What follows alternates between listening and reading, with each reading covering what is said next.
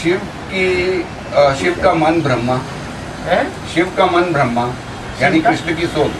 शिव का मन रूपी ब्रह्मा बोला जाता है।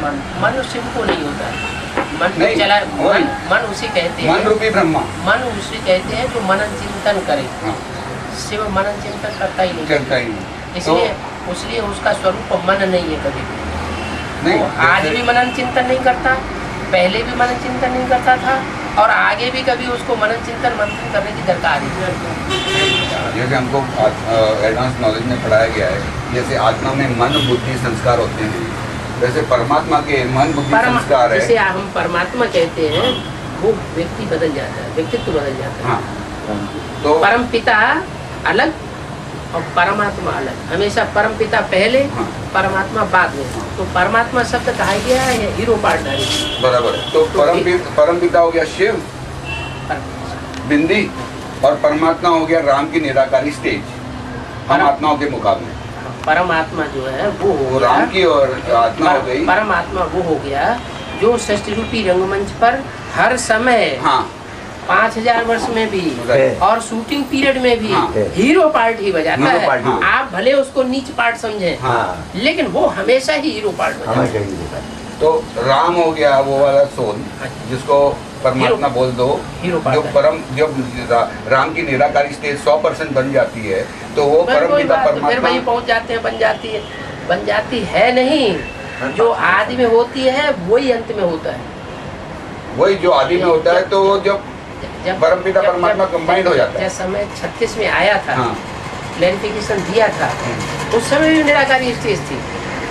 ज्ञान में जब आता है, बेसिक नॉलेज में जब आता है, तब भी वो निराकारी स्टेज प्राप्त करता है, और जब एडवांस में पक्का होता है तो भी निराकारी स्टेज में ही प्रत्यक्ष होता है संसार से। ये निराकारी स्टेज ही ब्राह्मण बच्चों के सामने भी प्रत्यक्ष कराती है, और सारी दुनिया के सामने ही वो निराकारी स्टेज प्रत्यक्ष करेगी। तो वही कंबाइंड परमपिता परमात्मा का रूप हो जाएगा। तो जब परमपिता परमात्मा का कंबाइंड रूप हो जाएगा और राम वाली सोल शिव के एक साथ जुड़ के परमपिता का मतलब ही है शिव। हाँ, वही।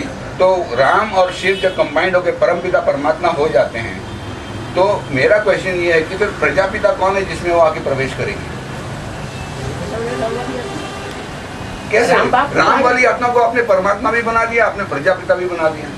राम माना ही बाप और कृष्ण माना ही बच्चा, मुरली में बोल दिया। हाँ, ठीक है। हाँ, हाँ। तो बाप जो है वो बाप का ही पार्ट बजाता है।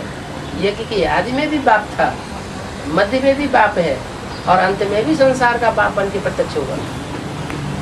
निराकारी बाप की साकारी बाप? मनुष्य सृष्टि का बाप जब कहा जाएगा तो साकार को कहेगा, और आत्माओं का बाप जब कहा जाएगा तो निराकार को कहेगा। बिंदु बिंदु आत्माएं वो शिव के लिए इंट्रोड्यूस करेगा। साकार जब कहा जाएगा तो मनुष्यों का पिता होगा। मनुष्यों का पिता राम है, अब उसे प्रजापिता कहो, इसलिए तो मुझे बोला हुआ है। लेकिन Prajapita next to God is Prajapita, next to God is Krishna, next to God is Narayan.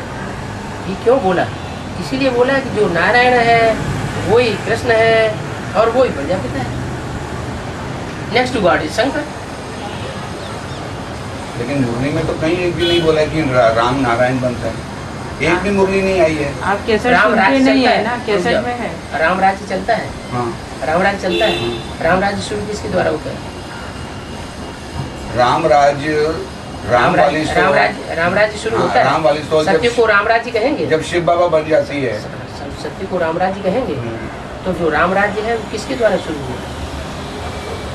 दुनिया में राम का राज्य किसके द्वारा शुरू हुआ? प्रैक्टिकली में निमित्त कौन होता है? नर से नारायण कौन बनता है? शिव बाबा। नर शिव बाबा, शिव ज्योति बिंदु नर से नारायण नहीं बनता। नर कौन है? श्रेष्ठ पुरुषार्थ करने वाला नर कौन है? अगर हम राम को नर से नारायण बनने का पुरुषार्थ कर रहे हैं, वो कहते हैं, तो राम को हम 16 कला तक निमित्त कर देते हैं। तो फंस गए आप भक्ति मार्ग के चक्कर में। भक्ति मार्ग के चक्कर में लेकिन राम तो सुनो 16 कला से भी ऊपर है। कृष्ण का जन्म किससे होगा? कृष्ण का जन्म किससे होगा? कृष्ण का जन्म उससे होगा जो व्यक्ति राम शिव बाबा बन जाएगा। क्योंकि मुरली में बोला है राम शिव बाबा। अच्छा, तो कृष्ण को टाइटल मिलेगा, नारायण का टाइटल मिलेगा, सतयुग के कृष्ण को नारायण का टाइटल मिलेगा, कौन देगा? तनधारी वही होगा, तनधारी, ये तन से ही कृष्ण भी प्रत्यक्ष होगा, स्वयं नारायण नहीं होगा। लेकिन वही कृष्ण फिर नारायण बनेगा, क्योंकि मुरली में बोला है कृष्ण ही नारायण बनता है। कृष्ण नारायण कैसे बन जाएगा? संगम मुरली बोलती है संगम युगी कृष्ण नारायण बनेगा। संगम ये बढ़िया। हाँ, संगम युगी कृष्ण नारायण बनेगा। हाँ, तो संगम योगी कृष्ण जो है वही दुनिया के सामने नारायण के बन के प्रकट हुआ। सत्युग के नारायण को तो किसने देखा ही नहीं है। सत्युग नहीं देखा तो क्या हुआ, बुद्धि से चीज समझी जाती है। लेकिन सत्युग का नारायण जो है, अगर हमने सत्युग को नहीं देखा है तो हम सत्य को मानेंगे नहीं। हमने स्वर्ग को देखा ही नहीं तो हम स्वर्ग को मानेंगे नहीं है। हमने शिव को देखा नहीं है तो हम शिव को मानेंगे नहीं।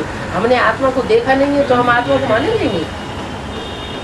बहुत सी चीजें ऐसी होती है जिसे समझने देखी नहीं जाती है। जैसे हवा है उसको महसूस करते हैं ना, वैसे महसूस करते है ना बाबा।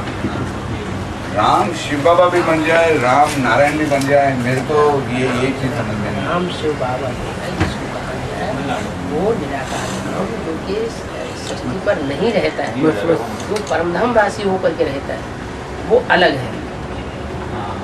वो उसको राम नाम भी नहीं कहेंगे। एक अव्यक्तवाणी में आया है कि जितना जितना बुद्धि योग बाप से साथ यहाँ रहेगा, उतना उतना 84 जन्मों में भी बाप के साथ तुम नजदीक में रहोगे। ये एक अव्यक्तवाणी में आया है।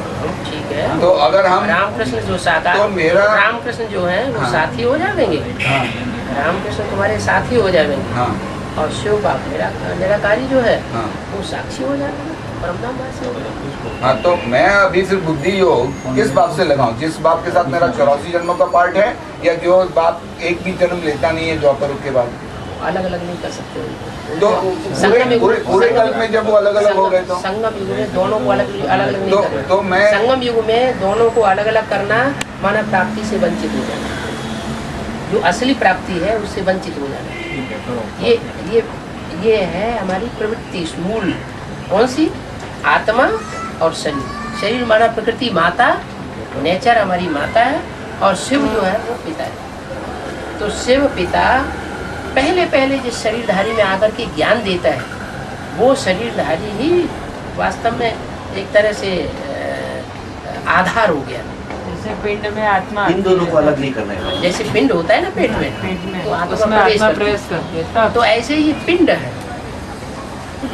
यदि कि आदमी वो पिंड है, उस पिंड में उसने प्रवेश किया, तब दोनों की प्रवृत्ति बन गई। अब ये आत्मा है और ये शरीरधारी में ये आत्मा है, तो इधर ये शरीरधारी में शिव ही है। ये हमारे लिए एक ये हमेशा इंटेंशन हमारा रहना चाहिए। हम शिव से सुन रहे हैं, हम शिव से दृष्टि ले रहे हैं, हम पतित होने वाले से दृष्टि लेने वाले नहीं है। इसका मतलब बाबा याद में भी है, इस शरीर का आधार लिया, ये आत्मा है, बाबा प्रवृत्ति हो गई। इसका मतलब याद करते समय भी वो शिव अभी ये तन में है, ये भी अलग अलग नहीं करना है। बस वही शरीर है और इसमें शिव है। नहीं, ये भी बुद्धि में है कि राम की आत्मा भी है। हाँ, ये भी बुद्धि में है कि कृष्ण की आत्मा भी है। हाँ, तीनों आत्माएं हैं, लेकिन हम किससे पढ़ रहे हैं? हम किससे पढ़ रहे हैं ये ध्यान में रहे। हम सुप्रीम सोल से, हम शिव से पढ़ रहे हैं।